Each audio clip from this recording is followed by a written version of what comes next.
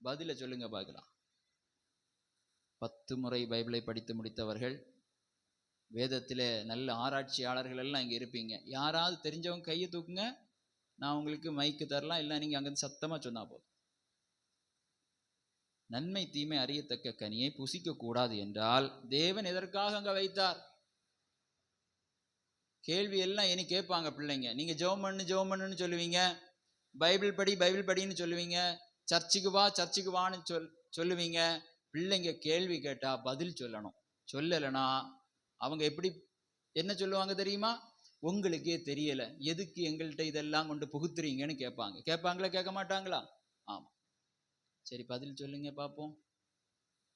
சரி, வேதத்துல ஆமென், நன்மை தீமை அறியத்தக்க கனியை புசிக்க கூடாது என்றால் தேவன் எதற்காக வைத்தார்? நல்ல ஒரு கேள்வி. ஆமென். இங்கே ஆதாமையும் ஏவாளையும் தேவன் படைத்த பின்பு இவர்களுக்கு ஒரு கட்டளை. என்ன கட்டளை கொடுத்தது? நீங்கள் இந்த கனியை என்ன செய்யக்கூடாது? எல்லாவற்றையும் புசிக்கலாம், ஆனா இதை மட்டும் புசிக்காமல் இருக்கணும்னு சொல்லி இவர்களுடைய கீழ்ப்படிதலை பார்க்கும்படியாக தேவன் அங்கே வைத்தார். அப்படி என்றால் தேவன் மனுஷனை பரீட்சை பார்த்தார் என்று அர்த்தம். நீங்க ஸ்கூல்ல படிக்கிறீங்க, ஸ்கூல்ல படிக்கும்போது உங்களுக்கு எக்ஸாம் எழுதாம ஒவ்வொரு ஸ்டாண்டர்டா தூக்கி போட்டு கொண்டு போயிடுவாங்களா? கொரோனால மட்டும்தான் அப்படி செய்வாங்க. எப்பவும் கொரோனா வருமா, நிறைய பேர் ஜெபம் பண்ணுவாங்க, இதை மாதிரி ஒரு கொரோனா வந்தா நாங்க எப்படியாவது பாஸ் ஆகிடலாமே அப்படின்னு. அப்படிதானே? அப்படியெல்லாம் இல்லை. நல்ல தேர்ச்சியாளன் அந்த பரீட்சையை என்ன செய்யணும்? எழுதுறது மட்டும் இல்லை, பேப்பரை கொடுக்கணும், எழுதி வீட்டுக்கு கொண்டு வந்துடக்கூடாது. நிறைய பேர் என்ன செஞ்சிடுவாங்க? பேப்பரை கொடுக்க மாட்டாங்க, கிளாஸ் டெஸ்ட் எல்லாம் போட்டா பேக் உள்ள வச்சு கொண்டு வந்துடுவாங்க. ஏன் சிரிக்கிற? அனுபவம் உண்டா? இல்லை. சரி, பேப்பரை கொடுக்கணும், அந்த ஆன்சர் எல்லாம் கரெக்டா இருந்தா மட்டும்தான் என்ன கிடைக்கும்? மார்க் கிடைக்கும். அப்போ மனுஷனை ஆண்டவர் எப்படி படைத்தார் என்றால், மற்ற மிருகங்களை விட தன்னை போலவே his own image என்று சொல்லப்பட்டிருக்கிறது. எந்த கடவுளும் அப்படி படைக்கல. இந்த உலகத்துல நம்ம படிக்கிற பாட புத்தகத்துல படிக்கிற எந்த கடவுளும் தன்னை போல படைக்கணும்னு நினைக்கவே இல்லை. அப்படி நினைச்சிருந்தா நிறைய பேர் இப்ப தும்பிக்கையோட இருந்திருப்பாங்க. அப்படிதானே? நிறைய பேர் 4 காலில் நடப்பாங்க. அதெல்லாம் அவங்களுக்கு கடவுள் இல்லையா? ஆனா இங்க பாருங்க, அவருடைய சொந்த சாயலை போல படைத்தார். மற்ற மனிதர்களை விட, மற்ற மிருகங்களை விட, மற்ற படைப்புகளை விட இவன் மேலானவன். தன்னை போல இந்த மனுஷனை ஆண்டவர் அதிகமாய் நேசித்தார். அந்த நேசித்த மனிதனுக்கு ஒரு பரீட்சை வைத்தார். பரீட்சை எதற்காக வைக்கப்படுகிறது சொல்லுங்க பார்க்கலாம்? உங்களுடைய வாழ்க்கை தரத்தை உயர்த்துவதற்கு, உங்களுக்கு அடுத்த பதவியை தருவதற்கு. சரிதானே? அப்படிதானே? +2 பாஸ் ஆறீங்க, டிகிரியை முடிக்கிறீங்க அப்படின்னு சொன்னா அதுக்கப்புறம் நீங்க எலிஜிபிள் ஆகுறீங்க. நீங்க படித்த துறையிலே நீங்கள் வேலை பார்ப்பதற்கு நீங்க எலிஜிபிள் ஆகுறீங்க. உங்களுக்கு ஒரு நல்ல பதவியை தரணும், நல்ல மகிமையை தரணும், நல்ல உயர்வை தர வேண்டும் என்று சொல்லி உலகத்திலே இருக்கிறது அதை போல அங்கே வைக்கப்பட்டது. அன்னைக்கு வைத்த எக்ஸாமினேஷன் போர்டாக்கும் இந்த என்னது? நன்மை தீமை அறியத்தக்க விருட்சத்தின் கனி. பரீட்சை எழுதினாங்க, அப்படித்தானே? என்ன ஆனாங்க? ஃபெயில் ஆனாங்க. சரி, அடுத்த கேள்வி. இன்னைக்கு ஒரு கேள்வி போதும் நினைக்கிறேன். இப்பவே கூட்டம் முடிக்கிற நேரம் ஆச்சு, அப்படித்தானே? அதோடு தொடர்புடைய ஒரே ஒரு கேள்வி. ஆதாமும் ஏவாளும் நன்மை தீமை என்ன ஒரு கேள்வி கூட இருந்ததே. சரி, வேண்டாம், அடுத்த வாரம் பார்ப்போம், நேரம் இல்லை. சரியா? ஃபுல்லா ஏதேன் தோட்டத்தை சுத்தி தான் இருக்கு. நம்ம வசன ஆதாரத்தோடு அடுத்த வருகிற வாரங்களில் பார்ப்போம். இப்போது நீங்கள் எடுத்துக்கொள்ளுங்கள் மத்தேயு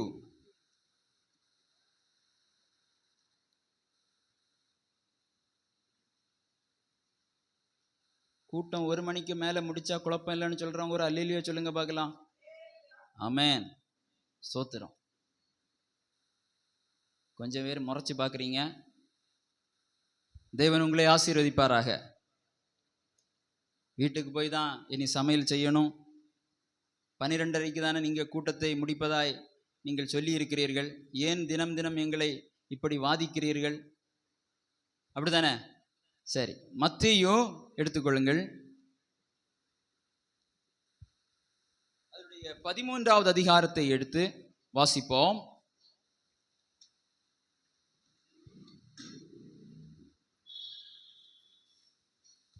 இயேசு அன்றைய தினமே வீட்டிலிருந்து புறப்பட்டு போய் கடலோரத்திலே உட்கார்ந்தார்.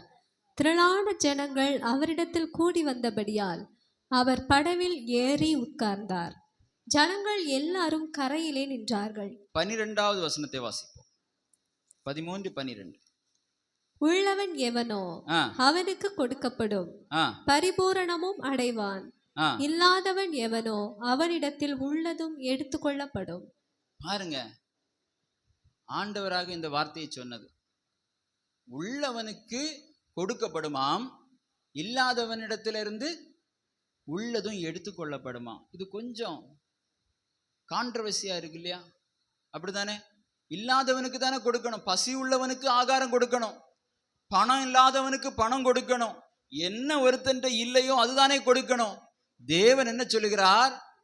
உள்ளவனுக்கு கொடுக்கப்படுமாம், இல்லாதவனிடத்திலிருந்து உள்ளதும் எடுத்துக்கொள்ளப்படுமாம். அப்ப வாசியுங்கள், எதை ஆண்டவர் அங்கே சொல்லுகிறார்? தேவ நாம மகிமைப்படுவதாக. ஹல்லேலூயா. அதே 13வது அதிகாரத்திலே ஸ்தோத்திரம் 4வது வசனத்திலிருந்து வாசிப்போம். அவன் விதைக்கையில் சில விதை வழியருகே விழுந்தது. பறவைகள் வந்து அதை பட்சித்து போட்டது. சில விதை அதிக மண்ணில்லாத கற்பாறை இடங்களில் விழுந்தது. மண் ஆழமாய் இராததினாலே அது சீக்கிரமாய் முளைத்தது. வெயில் ஏறின போதோ தீந்து போய் வேறில்லாமையால் உலர்ந்து போயிற்று.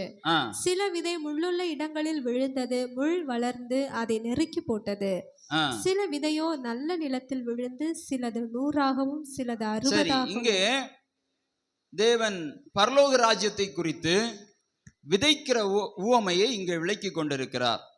அதிலே 12வது வசனத்திலே நாம் வாசித்தோம், உள்ளவன் எவனோ அவனுக்கு கொடுக்கப்படும், பரிபூரணமும் அடைவான். இல்லாதவன் எவனோ அவனிடத்திலிருந்து உள்ளதும் எடுத்துக்கொள்ளப்படும். 13 வாசியுங்கள். அவர்கள் கண்டும் காணாதவர்களாயும் கேட்டும் கேளாதவர்களாயும் உணர்ந்து கொள்ளாதவர்களாயும் இருக்கிறபடியால் நான் உவமைகளாக அவர்களோட பேசுகிறேன். சரி, இங்கே கண்டும் காணாதவர்களாய் தேவன் இந்த விதைக்கிற உவமையை பேசும்போது, கண்டும் காணாதவர்களாய், கேட்டும் கேளாதவர்களாயும், உணர்ந்து கொள்ளாதவர்களாயும். நல்ல கவனிங்க, உணர்வு. இந்த இடத்துல தேவன் சொல்வது உணர்வு. உணர்ந்து கொள்ளாதவனுக்கு கொடுக்கப்படாது. இங்கிலீஷ் பைபிள்ல போட்டிருக்கிறது அண்டர்ஸ்டாண்ட். ஆனா சரியான விளக்கம் என்னவென்றால், எபிரேய மொழிபெயர்ப்பில் அது எப்படி இருக்கிறது என்றால், பாருங்க, ஆங்கிலத்தில் இன்சைட். இன்சைட் என்றால் அதை குறித்த நுண்ணறிவு. பாருங்க, ஒரு காரியத்தை நாம் சொல்லும் போது ஆண்டவர் சொல்லுகிறார், பரலோக ராஜ்யத்தை குறித்து பேசுகிறார். வசனத்தை குறித்த நுண்ணறிவு, நுட்பமான அறிவு, அதுதான் உணர்ந்து கொள்ளுதல். அது எவருக்கு இருக்கிறதோ, நம்ம எல்லாரும் வசனத்தை வாசிக்கிறோம், ஆனால் அதை நுட்பமாய் ஆராய வேண்டும் என்ற இருதயம் யாருக்கு இருக்கிறதோ அவனுக்கு கொடுக்கப்படும், அவன் பரிபூரணம் அடைவான். அல்லேலூயா சொல்லுங்க பார்க்கலாம். ஆமென். இப்ப புரிகிறதா? இன்சைட், நுட்பமாய் நம்ம இது நம்ம வெளியே பார்க்கிறது. இனி இருதயத்திலே இருந்து ஆலோசிச்சு சில காரியங்களை பார்த்துருக்கீங்களா? உங்களை யாராவது ஒரு வார்த்தை பேசியாச்சுன்னு சொன்னா உடனே இன்சைட் தான். அதை நுட்பமா ஆராய்ந்து எதனால இவங்க பேசுனாங்க, அன்னைக்கு சொன்னதுனாலயா இன்னைக்கு சொன்னதுனாலயா, நம்முடைய அப்பாவுடைய காலத்தில் உள்ள பகையா, என்ன பகைன்னு சொல்லி நீங்க எவ்வளவு நுட்பமாய் ஆராயிறீங்க. அதை போல ஒரு வசனம் வரும்போது அதை நுட்பமாய் ஆராய்ந்து அதில் இருக்கிறதான பொக்கிஷத்தை, ஆமென், பொக்கிஷத்தை பற்றி புரிந்து கொள்கிறவன், உணர்ந்து கொள்கிறவன், அவன் பரிபூரணம் அடைவான். இதை பற்றி உணராதவன், இதை பற்றி யோசிக்காதவன், இதை வாசிக்காதவன், இதை கேட்காதவனுக்கு கொடுக்கப்படாது. அல்லேலூயா. ஆண்டவருடைய வார்த்தை எப்படி இருக்கிறது பாருங்க. உள்ளவன், இந்த உணர்ந்து கொள்ளுதல் உள்ளவன், இந்த வசனத்தை பற்றி புரிந்து புரியவில்லை என்றால் அதை மற்றவரிடத்திலே கேட்டு இதில் என்ன சொல்லப்பட்டிருக்கிறது, இந்த வார்த்தையில இருக்கிறதான அர்த்தம் என்ன என்பதை குறித்து அதான் வேதம் என்ன சொல்லுகிறது, தடவியாகிலும் கண்டுபிடிக்கணுமா. என்ன செய்யணுமா? பரலோக ராஜ்யத்தை என்ன செய்யணும்? உங்க ஸ்கூல்ல ஒரு பாடம் புரியலைன்னா நீங்க யார்கிட்டையாவது கேட்டு என்ன செய்வீங்க, படிச்சு அதுக்கு ஆன்சர் எழுதுவீங்க. அப்படித்தானே? ஆமாவா இல்லையா? நல்ல மார்க், ஃபுல் மார்க் வேணும்னு என்ன செய்வீங்க, யார்கிட்ட கேட்கணுமோ கேட்பீங்க. நாங்க படிக்கும் போதெல்லாம் டீச்சர்ஸ் கேட்பாங்க, புரிஞ்சுதா? ஆமா புரிஞ்சுதுன்னு சொல்லிடுவோம். கேட்க முன்னால எல்லாரும் என்ன செஞ்சிருவோம், ஆமா புரிஞ்சுது. இனி கேட்டு இது கூட உனக்கு தெரியலையான்னு நம்மளை கேட்டு கேவலப்படுத்துறதுக்கு ஆமா புரிஞ்சுன்னு சொல்லி பரீட்சையில பெருசா ஒண்ணு வாங்கிட்டு அமைதியா இருப்போம். ஆனா இப்ப உள்ள பிள்ளைங்க அப்படி இல்லை. டீச்சர்ஸை திரும்ப திரும்ப கொஸ்டின் கேட்பாங்க. அப்படித்தானே? கேட்கணும். கேள்வியினால ஞானம் பெருகும். திரும்ப திரும்ப கேட்பாங்க. சிலர் வம்புக்கு கேட்பாங்க, அவங்கள பாடம் நடத்த விடாம கேட்பாங்க. பெரியில் நிமிந்துருங்க கேட்பாங்க சிலவங்க. பாத்தீங்களா? அல்லேலூயா. அப்படி அல்ல. ஒரு காரியத்தை நமக்கு தெரிந்து கொள்ள வேண்டும் என்றால் அதுல எவ்வளவு எஃபர்ட் நம்ம கொடுக்கிறோம், அதுல எவ்வளவு நம்ம பயிற்சி செய்கிறோம், யாரிடத்திலேயாவது கேட்டு நம்ம தெரிந்து கொள்கிறோம் இல்லையா? சரி, ஓகே, சரி. அதை போல நாம் வசனத்தை பற்றி அறிந்து கொள்ள வேண்டும். அல்லேலூயா. தேவநாம மகிமைப்படுவதாக. அடுத்ததாக வாசியுங்கள். அதே 13வது அதிகாரத்தில் தேவன் என்ன சொல்லி இருக்கிறார்? 30வது வசனத்தை வாசிப்போம்.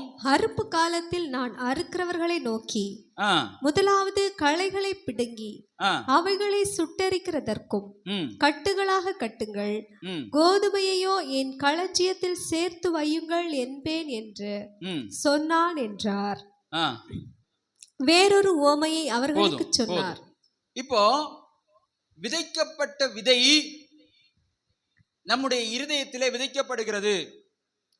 இந்த இருதயம் பண்படுத்தப்பட்டதாய், அதாவது நாம் கேட்கிற வார்த்தையை நாம் சரியாய் உணர்ந்து கிறிஸ்துவுக்குள்ளே வளர்ந்தோம் என்றால் அது கோதுமையாக நல்ல கனியாக வளர்ந்து நமக்கு மட்டுமல்ல எல்லாருக்கும் அது பிரயோஜனப்படும்.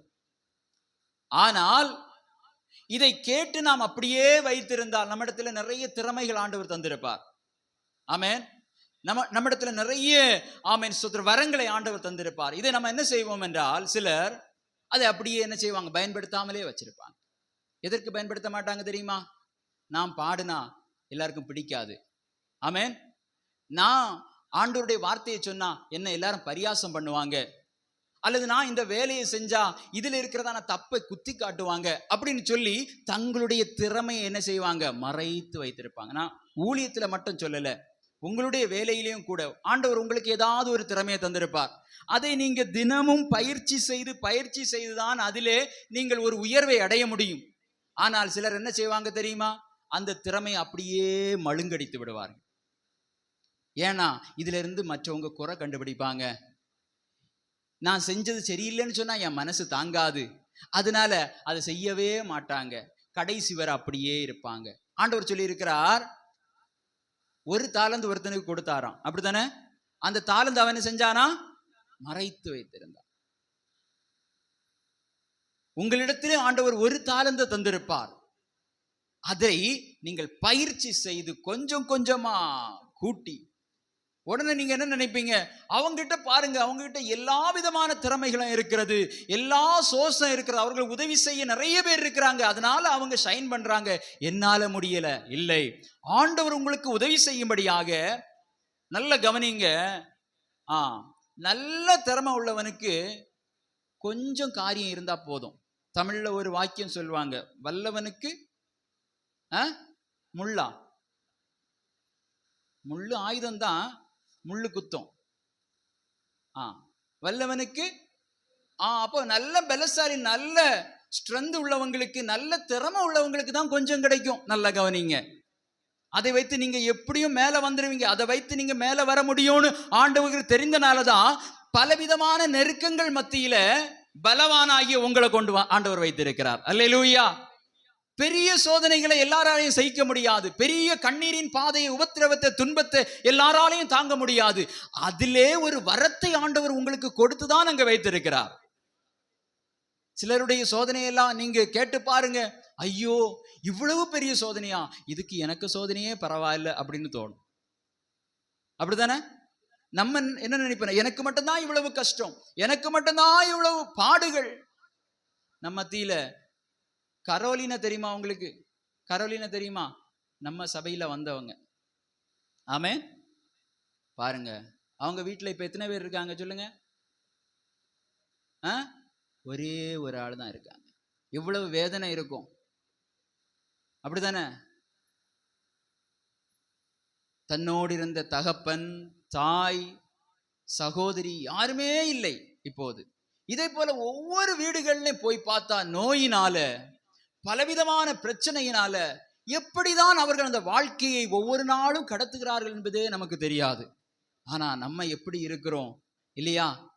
குடும்பத்தில் எல்லாரும் சுகமா இருக்கிறோம், நல்ல ஆசீர்வாதத்தை ஆண்டவர் தந்திருக்கிறார். அல்லேலூயா சொல்லுங்க பார்க்கலாம். அதற்காக ஆண்டவருக்கு நன்றி செலுத்துங்க. கண்ணுல நல்ல பார்வை இருக்கா? 10 விரல்களும் கைகள்ல ஒழுங்கா இருக்கா? கால்கள்ல பலன் இருக்கிறதா?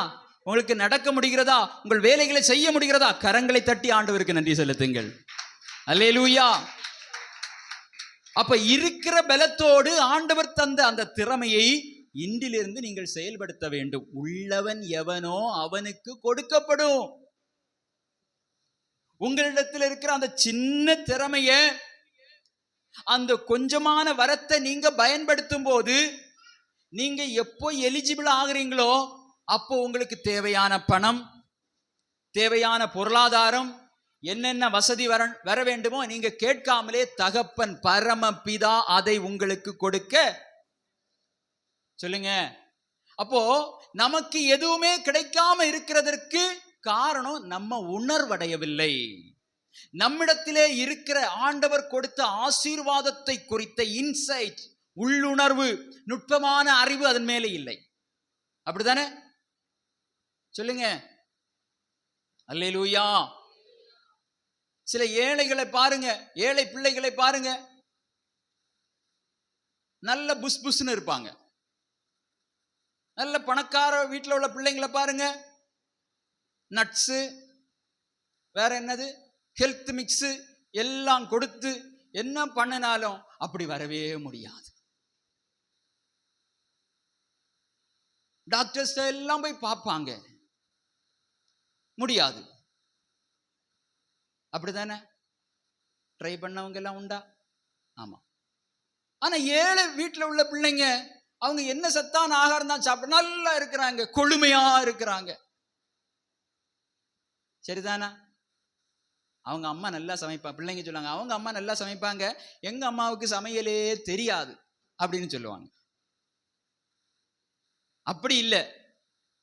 இங்க உள்ள பிள்ளைங்க என்ன செய்வாங்க தெரியுமா?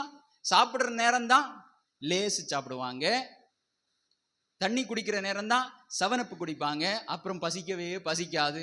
இவங்க நட்ஸு, டேட்ஸு என்ன கொடுத்தாலும் என்ன செய்யாது?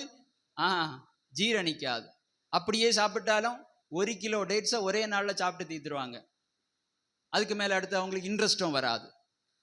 சரி, இப்போ கவனிங்க. ஆண்டவர் உங்களிடத்தில் கொடுத்த ஆசீர்வாதத்தை அதை சரியாய் புரிந்து, அதை பயபக்தியோடு, தேவன் மேல உள்ள பக்தி வைராக்கியத்தோடு சரியாக பயன்படுத்தினா ஏற்ற வேளையில் ஆண்டவர் உங்களை உயர்த்துவார். ஆமென். ஆனால் அதை நீங்கள் மழுங்கடித்தால், அதை புதைத்து வைத்தால் அவர்களுக்கு கிடைக்கிற தண்டனை என்ன? அழுகையும், சொல்லுங்க சொல்லுங்க, அழுகையும் பற்கடிப்புமான இடத்துல 2 கையும் கட்டி கொண்டு போடுவாங்களாம். சிலருக்கு என்ன தெரியுமா? தன்னிடத்திலே இருக்கிற ஆசீர்வாதத்தை பார்க்க கண்கள் தெரியாது, அடுத்தவர்களுக்கு கொடுத்த ஆசீர்வாதத்தை மாத்திரம் பார்ப்பாங்க. தங்களிடத்தே ஆண்டவர் கொடுத்ததான தாளந்துகள் தெரியாது, திறமைகள் தெரியாது, அடுத்தவர்களுக்கு உள்ளதை மாத்திரம் பார்ப்பாங்க. பார்த்து பார்த்து கடைசி வர என்ன செய்ய மாட்டாங்க? முன்னேறவே மாட்டாங்க. உங்கள் ஒவ்வொருவருக்கும் தனித்தனியாக ஆண்டவர் வரங்களை தந்திருக்கிறார். ஆமான்னு சொல்லுங்க பார்க்கிறேன். அல்லேலூயா, அல்லேலூயா. சரி, நான் இப்ப முடிக்க போகிறேன். தேவ நாம மகிமைப்படுவதாக. அல்லேலூயா. மத்தேயு 13:38 வாசிப்போம்.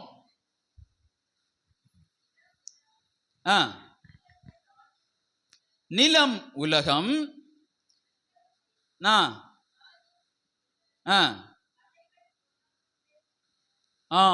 நல்ல விதை அப்படித்தானே இருக்கிறது. நல்ல விதை யாராம்? ராஜ்யத்தின் புத்திரர், களைகள் பொல்லாங்கனுடைய புத்திரர். சபையிலே நல்ல விதைகளும் களைகளும் ஒரே போல வளரும். அல்லேலூயா. ஒரே மாதிரி வளரும். அவங்க ஷைன் பண்ண மாதிரி இருக்கும், அவர்கள் உயர்ந்த மாதிரி இருக்கும். ஆனா ஆண்டவர் சொல்லுகிறார், அந்த களையானது அறுப்பு காலம் மட்டும் என்ன செய்யப்பட்டிருக்கிறது? வைக்கப்பட்டிருக்கிறது. அடுத்து அதை அறுத்து என்ன செய்வாங்களாம்? வாசிங்க. அக்கினியினாலே சுட்டரிப்பார்கள். தேவன் கொடுத்த ஆசீர்வாதத்தை பயன்படுத்தாமல் நல்ல கனி கொடாத மரம் எல்லாம் அக்கினியினாலே சுட்டரிக்கப்படும். இன்னையிலிருந்து நீங்க செய்ய வேண்டிய காரியம் என்ன தெரியுமா? அடுத்தவங்களை பார்த்து என்னைக்கும் காப்பி பண்ணக்கூடாது. ஆண்டவர் உங்களுக்குன்னு ஒரு தாளந்து தந்திருக்கிறார். அல்லேலூயா. என்ன செய்யக்கூடாது? அடுத்தவங்களை பார்த்து காப்பி பண்ணக்கூடாது. எப்பவுமே எக்ஸாம்லேயும் சரி, உங்களுடைய வாழ்க்கையிலையும் சரி. நம்முடைய ட்ரெஸ்ஸு அடுத்தவங்களை பார்த்து காப்பி பண்ணுவோம், அப்படித்தானே? எல்லாமே காப்பி பண்ணுவோம். ஆனா ஆண்டவர் சொல்லுகிறார், நீங்கள் தேவனுடைய புத்திரர். ஆமென். நீங்கள் கோதுமை மணிகள். உலக மனுஷனை பார்த்து நீங்க காப்பி அடிக்க கூடாது. உலக மனுஷனை போல, அவனுடைய சாயலை போல மாற வேண்டும் என்று நீங்கள் நினைக்க கூடாது. அது களைகள், அவை அக்கினிக்கு சுட்டரிக்க வைக்கப்பட்டிருக்கிறது. நீங்கள் எதற்காய் வைக்கப்பட்டிருக்கிறீர்கள்?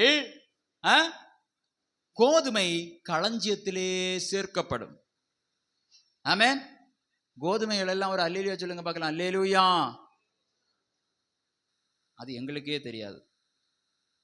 நாங்க கோதுமையா, அரிசியா, வெந்தயமா, கடுகா, சீரகமானு எங்களுக்கு தெரியாது. அவர் வந்து எங்களை பயன்படுத்தட்டும். ஆமென். வசனத்தை கேட்டு உணர்வடைகிறவனுக்கு, வசனத்தை கேட்டு அதுல இன்சைட் நுட்பமான அறிவு, நுண்ணறிவை செலுத்தி இந்த வசனம் எதற்காக கொடுக்கப்பட்டிருக்கிறது என்று ஆராய்ந்து அந்த வசனத்திற்கு கீழ்ப்படிந்து நடக்கிறவனுக்கு கொடுக்கப்படும். அவன் பரிபூரணமும் அடைவான். அல்லேலூயா. ஆமென். அதுல அந்த நுட்பமான அறிவு சில தீமையான காரியங்களுக்கு வரும். பிறரை வஞ்சகம் தீர்ப்பதற்காக நாம் நுட்பமான அறிவை பயன்படுத்துகிறோம். அதற்கு அல்ல. நீங்கள் தீமைக்கு குழந்தைகளாயிருங்கள், புத்தியிலோ தேறினவர்களாயிருங்கள். அந்த புத்தி ஆண்டவர் உங்களுக்கு தந்திரு, நல்ல புத்தி தந்திருக்கிறார். ஒவ்வொரு மனுஷனுக்கும் தந்திருக்கிறார். பாருங்க, கம்ப்யூட்டர் எல்லாம் கண்டுபிடிச்சிருக்கிறாங்க. மொபைல் போன்ல எவ்வளவு சாஃப்ட்வேர் கண்டுபிடிச்சிருக்கிறாங்க, சேட்டலைட் கண்டுபிடிச்சிருக்கிறாங்க. இதெல்லாம் எப்படி? ஒருவரை காப்பி பண்ணதுனால அல்ல, தேவன் அவர்களுக்கு கொடுத்த அந்த அறிவை நுட்பமாய், அந்த இன்சைட் இருக்கு பாத்தீங்களா, அது நுட்பமாய் அவர்கள் தனியாய் பயன்படுத்தினதுனால. ஆமென். எனவே எதிலும் எவரையும் என்ன செய்யக்கூடாது? காப்பி அடிக்கவே கூடாது. அப்படின்னா உங்களுடைய தாளந்து புதைக்கப்பட்டு விடும். தேவன் இதை ஒருபோதும் விரும்பவில்லை. அப்படித்தானே? எல்லாரும் என்ன முறைச்சு பார்க்குறீங்க? ஆமென். அப்போ கோதுமையை ஆண்டு வரும்போது உங்களுடைய நல்ல காரியங்கள், நீங்கள் செய்த நன்மைகளை ஆண்டவர் அவரோடு கூட சேர்த்து கொண்டு போவார். எதற்காக? மகிமையிலே உங்களுக்கு கிரீடங்களை தருவதற்காக. ஆமென், ஸ்தோத்திரம். எனவே நன்மை செய்வது, நற்கிரியை செய்வது என்று ஆண்டவர் பரிசுத்த ஆவியானவர் உங்களுக்குள்ளே அநேக காரியங்களை தந்திருக்கிறார். எந்த ஒரு மிருகத்திடம் இல்லாத குணம், ரட்சிக்கப்படாத மக்களிடத்தில் இல்லாத குணத்தை ஆண்டவர் உங்களுக்கு தந்திருக்கிறார். அதிலே தாளந்து மறைந்து இருக்கிறது. நீங்கள் என்ன செய்ய வேண்டும் என்பது உங்கள் இருதயத்திலே கொடுக்கப்பட்டிருக்கிறது. அதை உணர்ந்து நீங்கள் செய்யும் போது உள்ளவனுக்கு கொடுக்கப்படும், நீங்கள் பரிபூரணம் அடைவீர்கள். ஆண்டவர் கொடுத்த ஆசீர்வாதத்தை எடுத்து சரியாக பயன்படுத்தினால் நீங்கள் பரிபூரணம் அடைய முடியும். இல்லாதவனிடத்திலிருந்து கொடுக்கப்பட்டதும் என்ன செய்யும்? எடுக்கப்படும். அதை பயன்படுத்தாம இருந்தா எடுத்து என்ன செய்வாங்களா? ஏற்கனவே ஒருத்தன் பயன்படுத்தி அவனுடைய திறமையை வளர்த்து வைத்திருக்கிறான் இல்லையா, அவன்கிட்ட கொடுத்துருவாங்க. நீயே பயன்படுத்துப்பா. துன்மார்க்கன் உலகத்தில் ஆஸ்தியை எதற்காக சேர்க்கிறான் தெரியுமா? தேவ பிள்ளைகளுக்காக என்று வேதத்தில் இருக்கிறது. பலரை ஏமாற்றி சம்பாதிக்கிறதான ஆஸ்தி, அவனுடைய சம்பத்துக்கள் எல்லாம் தேவ பிள்ளைகளுக்கு என்று வேதத்தில் இருக்கிறது. அப்போ தேவ பிள்ளைகள் உள்ளுணர்வு உள்ளவர்களாய், நுட்பமான அறிவுள்ளவர்களாய், தங்களுக்கு கொடுக்கப்பட்ட வேலையை, கடமையை, பொறுப்பை உணர்ந்து செய்யும் போது செய்யாதவனுக்கு இடத்திலிருந்து எல்லாம் எடுத்து இவன் கொடுத்துருவார், உங்களிடத்தில் தருவார். நீங்கள் செய்யும் போது உங்களிடத்தில் ஆண்டவர் தந்து உங்களை பரிபூரணமுள்ளவர்களாய் மாற்றுவார். அல்லேலூயா. எல்லாரும் எழுந்து நிற்கலாமா? Thank you Jesus, thank you Jesus. ஹல்லேலூயா, ஹல்லேலூயா. நன்றி இயேசுவே. Thank you Jesus, thank you Jesus. எல்லாரும் எழுந்து நின்று ஆண்டவரை நாம் நோக்கி பார்ப்போம். ஆண்டவரே, எங்களுடைய இருதயங்கள் வசனத்தை ஆராய்ந்து,